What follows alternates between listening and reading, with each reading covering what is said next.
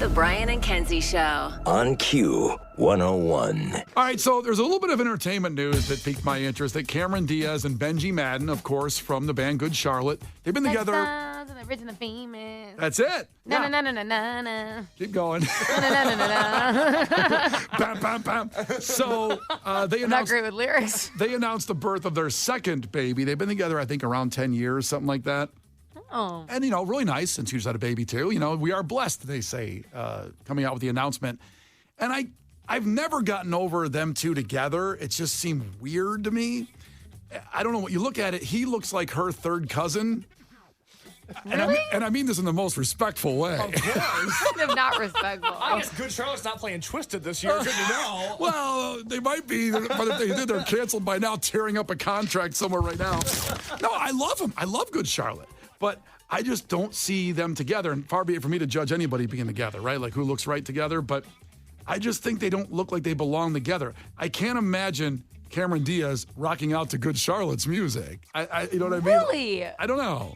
I think that they look normal together. Really? 'Cause she's like super white. Like in a way, like I feel like people that white, like people who like have like motorcycle tattoo energy.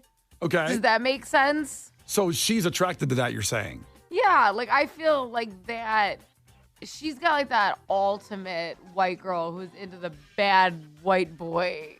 Like, look. It sounds like Romeo and Juliet. I don't know how to word it right, but like, like for sure, like motorcycle, like Harley Davidson weekend, like they give that like couple vibes.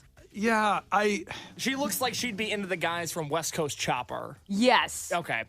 see, I look at her as more, for some reason, sophisticated. Cameron Diaz? No disrespect, but Cameron Well, that was Diaz? kind of mean, Case. Yeah, no, Case is being mean. Well, you're talking about Cameron Diaz, which her resume is pretty awesome with The Mask. Oh, I thought Give you me meant another one. I swear to God, if that's all you can list. There's something about Mary. There you go. Classic scenes of that. And there's What was the movie where she was the teacher? Bad Bad Teacher. Teacher. Bad teacher. Yeah. Okay, answer. Wow. Tough one. She was It's a in tough one. She was in Charlie's Angels. She's the voice of Fiona in Shrek. Is she? I actually didn't know that one. Yeah. Is she? Yeah, she's Princess Fiona. Kinsey, will you fact check that? Okay. I don't believe that. It's true. God, she has to have so much money if she has Shrek money. Hell yeah. And imagine those Good Charlotte residuals coming in. These Hold on, are I the misspelled 1%ers. Shrek, so it's taking a second. You misspelled Shrek? Yeah. How'd you spell it, with an A? No, just hold on.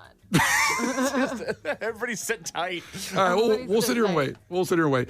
Wow. For the I mean, Jeopardy? she's not top. This is taking forever. They're listing Pinocchio before they're listing Fiona.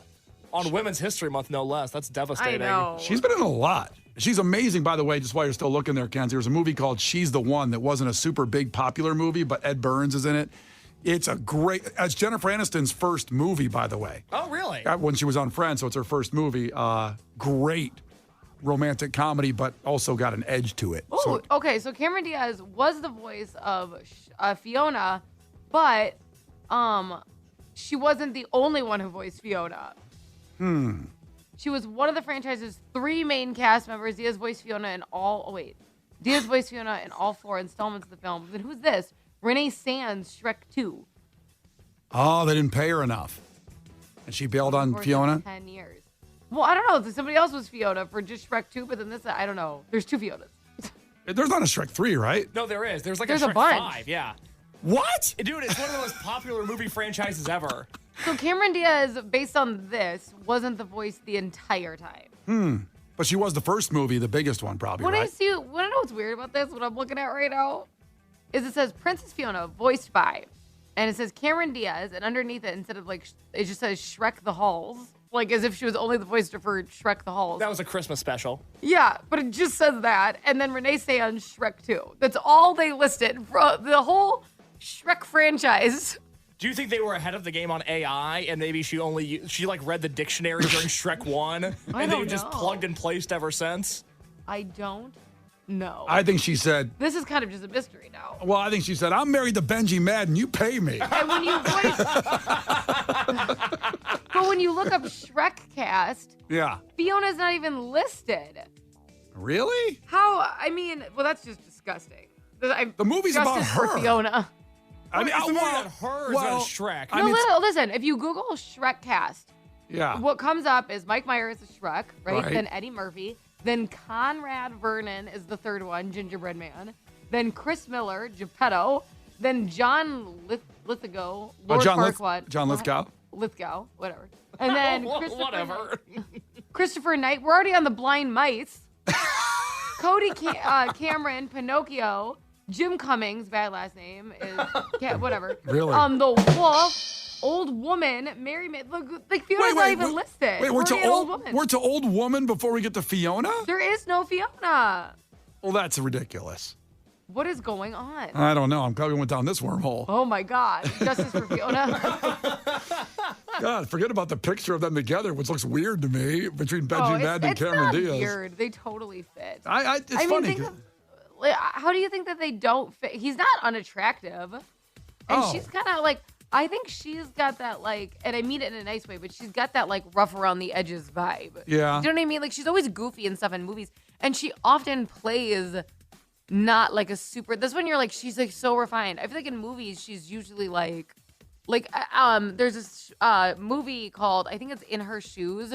And she's like the trashy sister. Yes. Yeah, you know what I mean? Like she's usually like bad teacher. She is kind of rough around the edges normally. I'm sorry I've seen that movie because Megan likes that movie In Her It is Shoes. good. It's a yeah. She's slutty in that movie. Yeah, she's a total slut. The Brian and Kenzie Show. On Q101. Brian and Kenzie on Q101 and an update on Piece of Garbage Madness. There's been some ridiculous matchups. It's a lot of fun. Go to Q101's Facebook page, Twitter, Instagram to vote. You decide who's worse, who moves on to the next round. And this is the last matchup in the deep dish region of Piece of Garbage Madness. It's a number 2 seed, Aaron Rodgers. So what do you think about Aaron Rodgers, anybody, right now? We'll start with him before I give you the other matchup. Who he's taking on? I hate him less because he doesn't play for the Packers. It's a hot take. But Wow. Okay. I feel like I do hate him less now. Yeah, he just, ever since he's gotten off the Packers, though, he's gone even more bonkers with some of his takes. Yeah, I think it's really important to note, and I'll speak heavily on this as a known Aaron Rodgers hater. I mean, it's him and Elon Musk are at the top of my list of people I do not like. Wow. To be clear, you can believe largely whatever you want, and I'm fine. If you have some beliefs that align with Aaron Rodgers, go for it. Knock yourself out. Not my problem. The problem I have with Aaron Rodgers Oh boy. is that Oh God. he seems to think he is the most brilliant man to ever walk the earth. And that if you don't believe the same things as him, most of which have been proven to be inaccurate, but he's going to double down anyways, that you are a moron and you're an idiot and he's living on a higher plane than you and he feels the need, which is not something that smart people do, to announce that he is the smartest person in the room. If Aaron Rodgers was wacky, I would have no issue with him. If he was doing the darkness retreats he was doing, where he stayed in the dark room for 7 days or whatever to figure out if he was going to go to Green Bay or New York, if he was like, guys, it's just this weird thing I do, I'd be like, all right, that's kind of fun. I can get on board with this. But he's like, no, you're an idiot if you're not doing darkness retreats. You're actually living a less fulfilled life that way. And I have zero patience for him whatsoever. So here's what I do is that I don't really pay attention to what people say. So he doesn't get under my skin that much because he got under my skin when we had to play against him. Twice I'm a like, year. I'm like, I'm going to watch the Bears, and I'm stuck watching Aaron Rodgers. But besides that, I haven't heard a peep. I haven't looked into him. I don't know how he feels about darkness retreat. All right, that sums up the Aaron Rodgers debate right there, both sides of it. Haven't heard a peep. And Aaron Rodgers, as a 2 seed in that region, is taking on the Chicago Rat Hole. Now, you may remember earlier in this region, whoever filled in the Chicago Rat Hole is a 1 seed, and they advanced by beating people that sleep in socks. They advanced on taking on the Bears in the second round. So they could face each other in this region, the people that filled in the rat hole, or if the Chicago Rat Hole itself. Now, Wait, why is the rat hole bad? It's just a hole. Now, we brought this up on the air, Kenzie, where when you were on your maternity leave, as you are right now, almost done, and people brought up like Case. Thanks for reminding me. People brought up like Case to just the idea of fun. No. Which Case doesn't like fun. That he thinks, no, this is stupid, and people that go to it, I don't like them. That's not, no. What a gross misrepresentation of character. Okay, see if you can describe I believe it. Brian. Thank you, Kenzie. Case closed. I just, I feel bad for the neighbors. Everybody's coming there. They're getting married. They're peeing. They're spray painting. How is it different than any other street in Chicago? Have you lived in Chicago? There's people peeing and wandering around doing all sorts of things. This is a highly condensed area. You're not focusing on the entire city. You're focusing on a street corner. I feel bad for the neighbors. I'll probably vote Aaron Rodgers because he's caused us a lot of pain for many years. This is like annoying. Mm-hmm. Even though he's not currently upsetting me, but like, you know. I'm voting for Aaron Rodgers too, as well. I just feel like the rat hole. I mean, it's just another hole, right? I mean, there's a lot of holes in Chicago.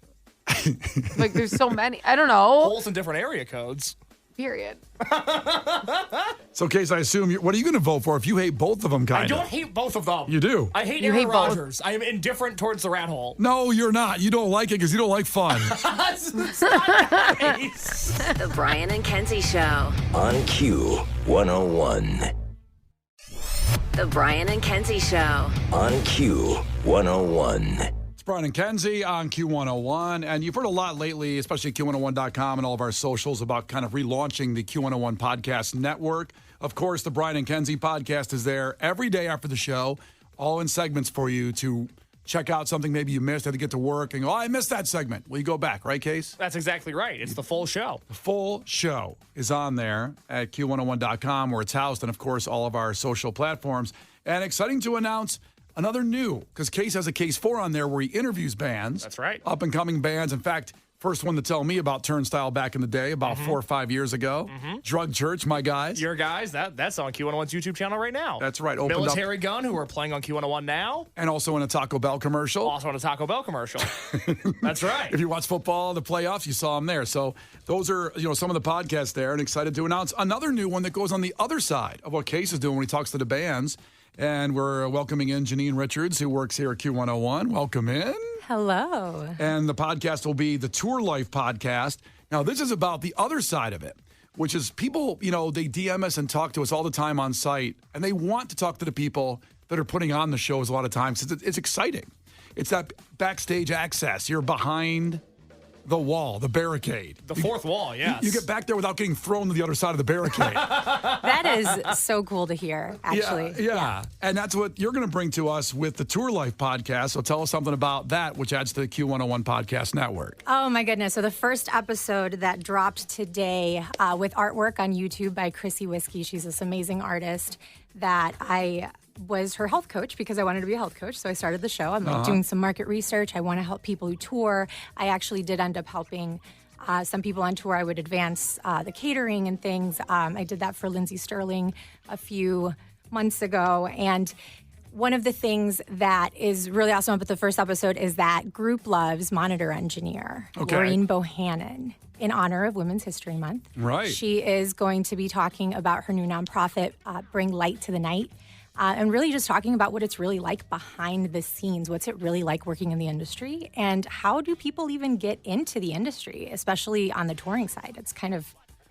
It is this weird anomaly where you just end up on tour. Now, a lot of those people are musicians, and they end up... There's a lot of guys who do a side gig of that. That's right. When their band's not touring, they become a guitar tech or a drum tech or whatever for other bands and go on tour. I'll go on with you guys. I'll help you out. I'll do that. And when you say it's a monitor tech... that's the people that, monitor the earbuds on stage or the physical big monitors you see out front of a band. And you think like, wow, there's somebody that their only job is that.